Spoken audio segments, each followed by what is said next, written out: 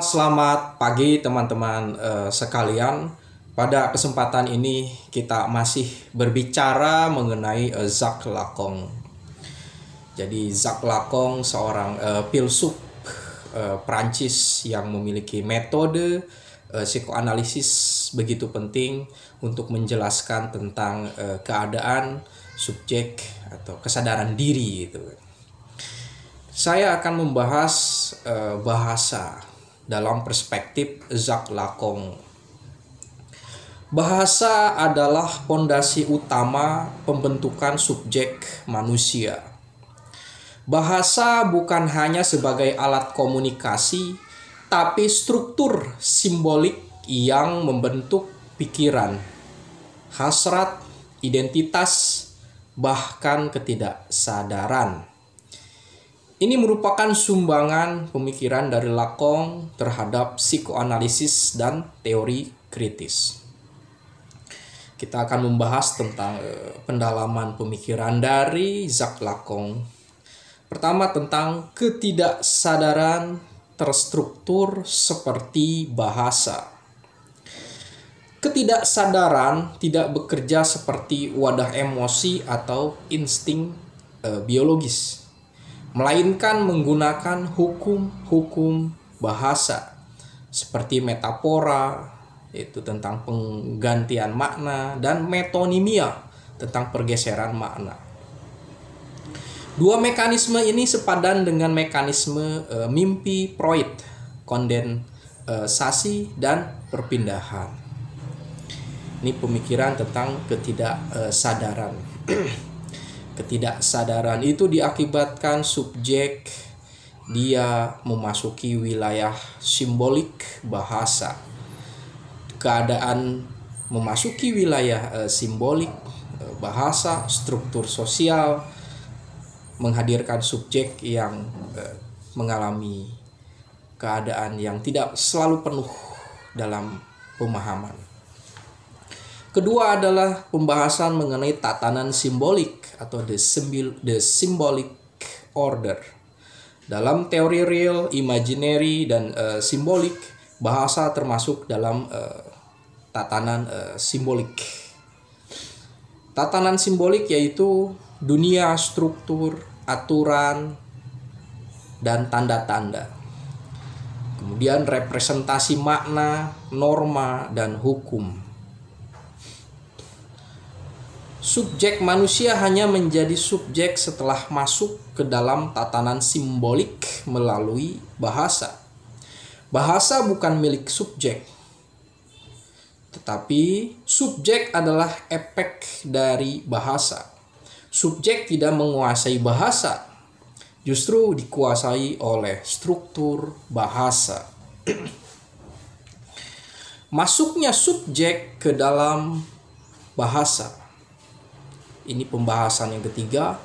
Masuknya subjek ke dalam bahasa adalah hadirnya kehilangan.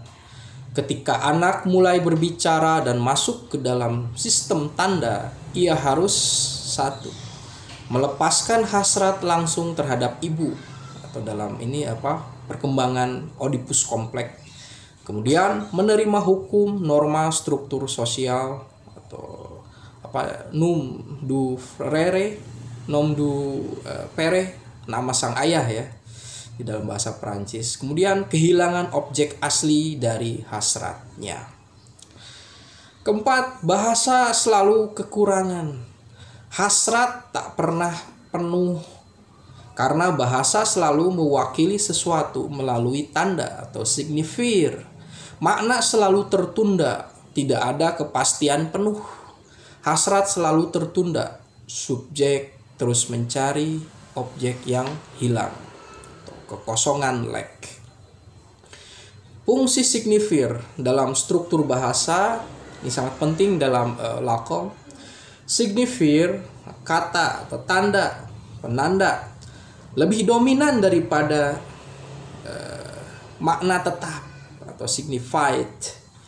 Identitas subjek dibentuk oleh rantai signifier, bukan makna esensial. Bahasa adalah kekuasaan dan represi.